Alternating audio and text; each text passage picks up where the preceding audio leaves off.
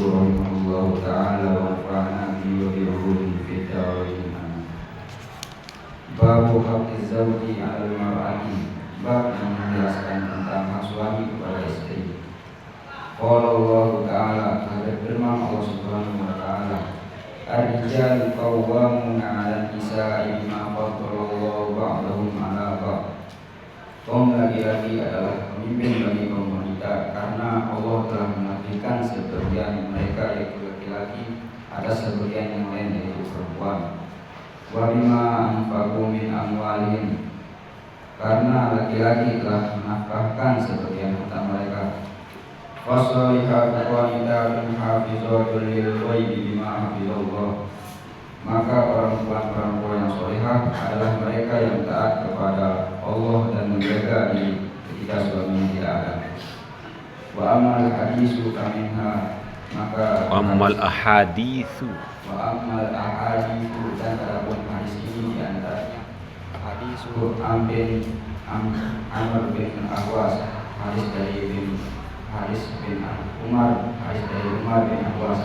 Asal-i fil babi qablahu, yang terdahulu pada Amr itu bukan Umar.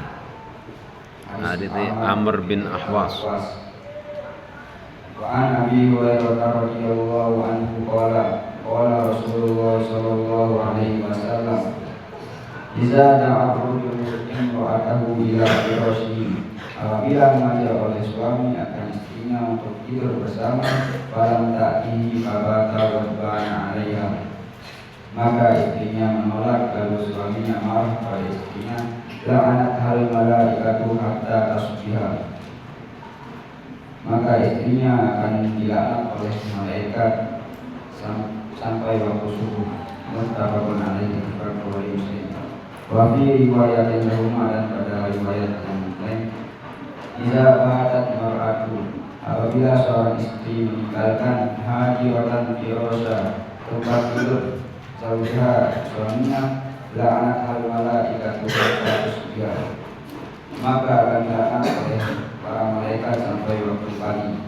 Wa fi riwayatin qala Rasulullah sallallahu alaihi wasallam, wallazi nafsi biyadihi, demi zat yang jiwaku ada di genggamannya, ma min rajulin yad'u imra'atahu ilal firashi, seorang suami yang mengajak istrinya Ila firashiha, seorang suami yang mengajak istrinya untuk tidur bersama, fataqwa alaihi, maka istrinya menolak ajakan suaminya, illa kana alladhi fis sama'i saqitan 'alaiha, maka adalah semua makhluk yang ada di langit akan memarahi istrinya, hatta yarda, sehingga si suami memberinya. Wa Nabi Hurairah radhiyallahu anhu anna Rasulullah sallallahu alaihi wasallam qala, la yahillu limra'atin, tidak dibolehkan bagi seorang istri, antasuma wa zawjuha syahidun billahi, seorang istri itu tidak diperbolehkan berpuasa sunnah sedangkan suaminya ada bersamanya, kecuali ada izin dari suaminya. Wala ta'zan fi baiti illa biizni, dan tidak diizinkan seseorang masuk ke dalam rumahnya kecuali ada izin dari suaminya. Muttafaqun alaihi wa hadza lafzul Bukhari. Wa an Ibnu Umar radhiyallahu anhu an Nabi sallallahu alaihi wasallam qala, kullukum ra'in, setiap kalian adalah pemimpin, wa kullukum mas'ulun an ra'iyati, dan kalian akan diminta tanggung jawab atas kepemimpinan kalian. Wal amiru ra'in, seorang penguasa adalah pemimpin, wa rajulu ra'in ala ahli baiti, dan suami adalah pemimpin atas keluarga rumah tangganya. Wal mar'atu ra'iyatun ala baiti zawjiha wa waladihi, dan istri adalah pemimpin bagi rumah suaminya dan anak-anaknya. Wa kullukum ra'in, maka kalian adalah pemimpin. Wa kullukum mas'ulun an ra'iyatihi, dan kalian akan diminta tanggung jawab atas kepemimpinan kalian.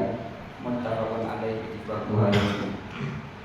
Wa an Abi Ali Tariq bin Ali radhiyallahu anhu anna Rasulullah sallallahu alaihi wasallam qala, Bukan anna. Itu dari tadi. Anna Rasul, bukan anna Rasulullah. Anna Rasulullah sallallahu alaihi wasallam qala idza da'a ar-rajulu zawjatahu ila ajati Lihajatihi. idza da'a ar-rajulu Idza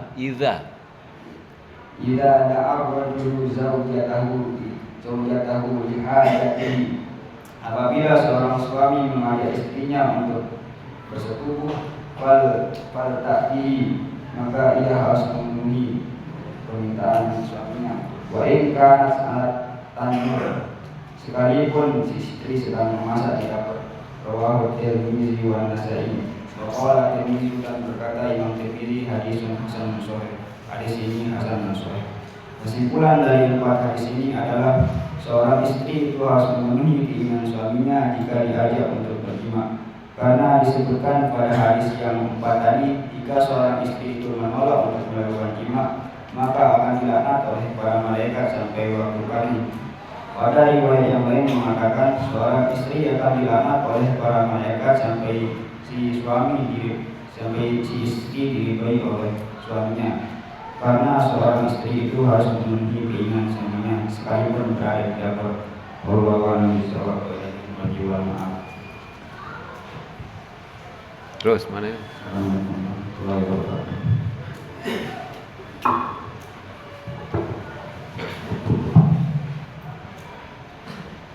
Assalamualaikum warahmatullahi wabarakatuh.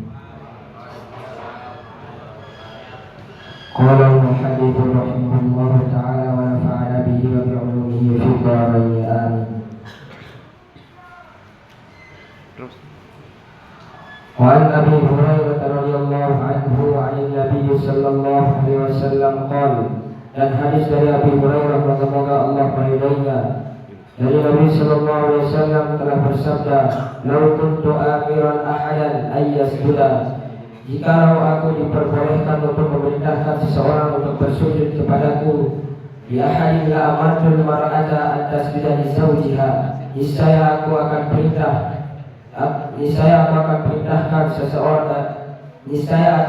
perintahkan seorang perempuan untuk bersujud kepada suaminya. Rawahu Tirmidzi wa qala hadisun hasanun shahih. Hadis ini diriwayatkan oleh Imam Tirmidzi, dan Imam Tirmidzi mengatakan hadis ini adalah hadis hasan dan sahih. Hadis ini menjelaskan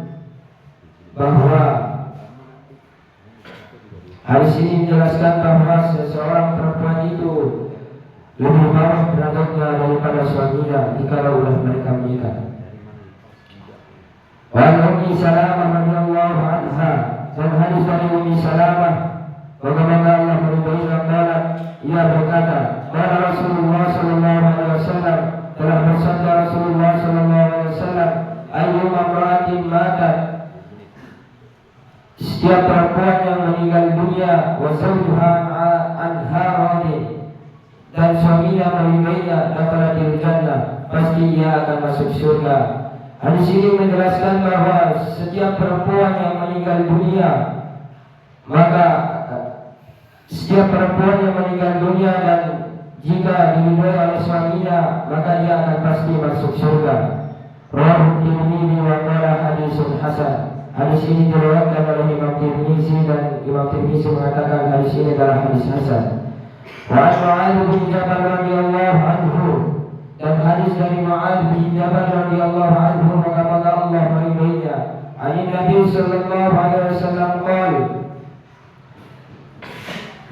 dari Nabi sallallahu alaihi wasallam telah bersabda, la tu'di imra'atun zawjaha, panjangin dong, kelihatan panjang. La tu'di imra'atun zawjaha fid dunya, tiada menyakiti oleh seorang perempuan akan suaminya di dunia, illa qalat zawjatuhu minal huril 'aini la tu'dihi, kecuali perkataan calon istrinya minal huril 'ain dari akhirat, la tu'dihi, janganlah engkau menyakitinya. Maksud calon istrinya di sini adalah bidadari. Qatalakillah, semoga engkau dilaknat oleh Allah. Fa innama huwa indaki dakhilun, maka sesungguhnya dia akan bersamamu hanya sementara. Yusiku ayyubaliqaki ilaina, sebentar lagi ia akan berpisah dan kembali kepada kami.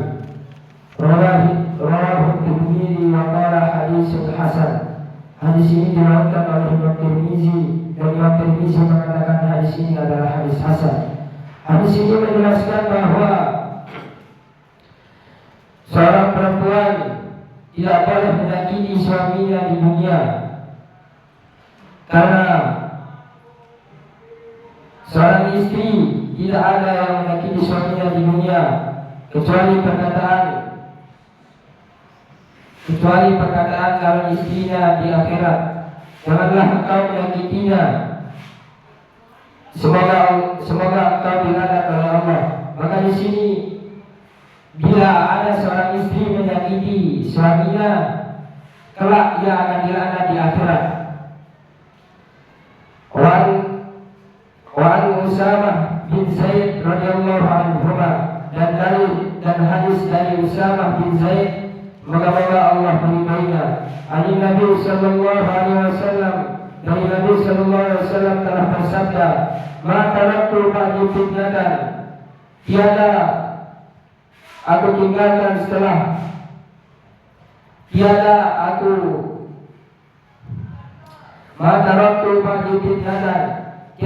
tinggalkan kecuali fitnah atau ujian, ya adaru ala rijal, yaitu ujian yang sangat berat bagi laki-laki dengan nisa'i, dari perempuan." Hadis ini menjelaskan bahwa ujian yang paling berat bagi laki-laki itu adalah ujian dari perempuan atau fitnah yang disebarkan oleh perempuan bagi laki-laki. Muttafaqun alaih. Hadis ini hadis ittifaq Bukhari Muslim. Wallahu a'lam bishawab wa ilaihil marji'u wal ma'ab.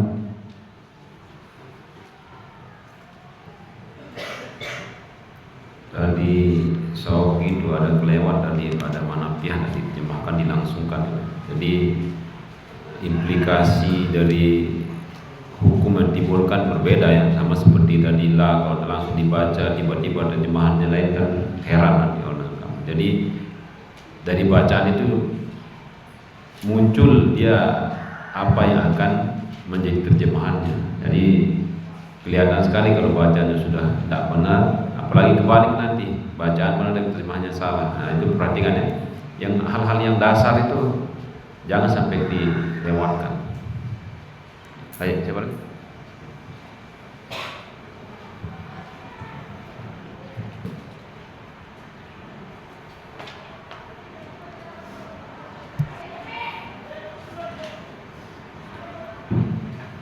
Bismillahirrahmanirrahim. Qala al-muhaddits rahimahullahu ta'ala wa nafa'ana bihi wa bi'ulumihi fid dharain amin. Babun nafaqati 'alal iyal. Ini suatu bab yang menjelaskan memberi nafkah kepada keluarga. Qala Allah Ta'ala, dan telah berfirman Allah Subhanahu wa Ta'ala, wa 'alal mauludi lahu rizquhunna wa kiswatuhunna bil ma'ruf. Kewajiban ayah memberi makan dan pakaian kepada para ibu dengan cara ma'ruf. Wa qala Ta'ala, dan telah berfirman Allah Subhanahu wa Ta'ala, liyunfiq dzu sa'atin min sa'atihi. Hendaklah orang yang memberi nafkah menurut kemampuannya, wa man qudira alaihi rizquhu, dan orang yang disempitkan rezekinya, falyunfiq mimma ataahu Allah. Hendaklah memberi nafkah dari harta yang diberikan Allah kepadanya. La yukallifullahu nafsan illa ma ataaha. Allah tidak memikul beban kepada seseorang melainkan sekedar apa. Bukan Allah tidak memikul, Allah tidak memikulkan. Allah tidak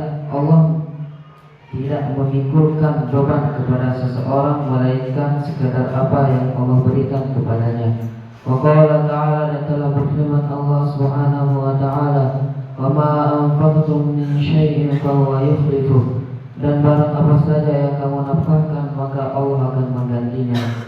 Wa Nabi Hurairah radhiyallahu anhu qala, hadis dari Abi Hurairah semoga Allah meridhoinya, beliau berkata, qala Rasulullah sallallahu alaihi wasallam, Telah bersabda Rasulullah sallallahu alaihi wasallam, dinarun anfaqtahu fi sabilillah, satu dinar yang kamu nafkahkan di jalan Allah, wa dinarun anfaqtahu fi raqabatin, dan satu dinar yang dinafkahkan untuk memerdekakan budak, wa dinarun tasaddaqta bihi ala miskin, dan satu dinar yang kamu berikan kepada orang-orang miskin, wa dinarun anfaqtahu ala ahlika, dan satu dinar yang dinafkahkan kepada keluargamu, a'zamuha ajral ladzi anfaqtahu ala ahlika, maka yang paling besar pahalanya yaitu satu dinar yang kamu nafkahkan kepada keluargamu.